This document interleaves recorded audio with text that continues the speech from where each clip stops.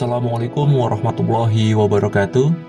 Perkenalkan, saya Jahadafi Al-Amri Fi Muhyiddin dengan NPM 1941030042. Saya adalah mahasiswa UIN Raden Intan Lampung, Prodi Manajemen Dakwah dengan kelompok KKN 331 dan di bawah bimbingan DPL Ibu Ade Nuristiani MIKOM. Di video kali ini, saya akan membahas terkait permasalahan sistem pendidikan di Indonesia. Di era sekarang ini, kebutuhan dasar bukan hanya sandang, pangan, dan papan, tetapi juga pendidikan. Kalau kita membahas tentang dunia pendidikan, mungkin sudah menjadi rahasia umum dan pemikiran banyak orang bahwa sistem pendidikan ini banyak cacatnya. Pendidik Indonesia bisa dibilang masih memprihatinkan.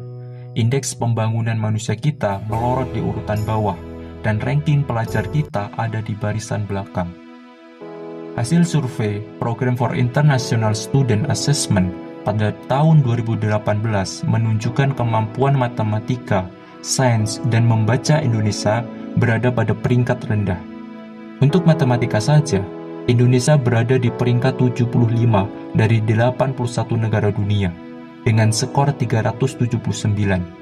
Ini sangat jauh dibandingkan negara ASEAN lain seperti Singapura yang menduduki peringkat kedua dengan skor 569. Lalu sebenarnya apa sih masalah sistem pendidikan saat ini? Salah satu akar masalahnya bisa jadi adalah sistem pendidikan massal.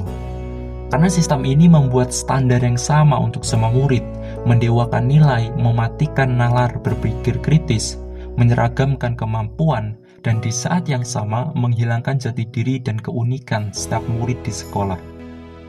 Sedangkan menurut Elon Musk, sekolah itu hanya menjelaskan apa, tapi bukan kenapa. Kita memang belajar banyak di sekolah, kita belajar belasan pelajaran, ada fisika, biologi, matematika, dan sebagainya. Tapi apakah kita tahu kenapa itu diajarin di sekolah? Saya yakin bahwa banyak dari kita yang tidak tahu kenapa sih kita perlu belajar fisika, kenapa sih kita perlu belajar matematika. Padahal sistem pendidikan yang dibangun oleh Bapak Pendidikan kita, Ki Hajar Dewantara, sangat jauh berbeda dengan sistem saat ini. Di sisi lain, masalah pendidikan ada pada kualitasnya, bukan kuantitasnya. Faktanya, jumlah sekolah maupun anak yang bersekolah itu meningkat dari tahun ke tahun. Namun itu tidak membuat pendidikan jadi baik, karena buktinya masih ada banyak sekali sekolah yang belum sesuai standar dan kemampuan guru yang masih jauh dari harapan. Lantas, apakah kita membiarkan masalah ini begitu saja? Tentu saja tidak.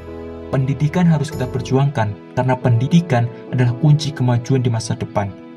Tapi untuk meraih itu semua, kita harus benar-benar peduli terhadap pendidikan. Semua dimulai dengan menganggap bahwa pendidikan itu hak segala bangsa. Maka kita harus membangun sekolah yang baik, melatih kemampuan guru, dan merombak ulang kurikulum pendidikan, agar semua anak berkembang sesuai minat dan bakatnya masing-masing. Sekian dan terima kasih.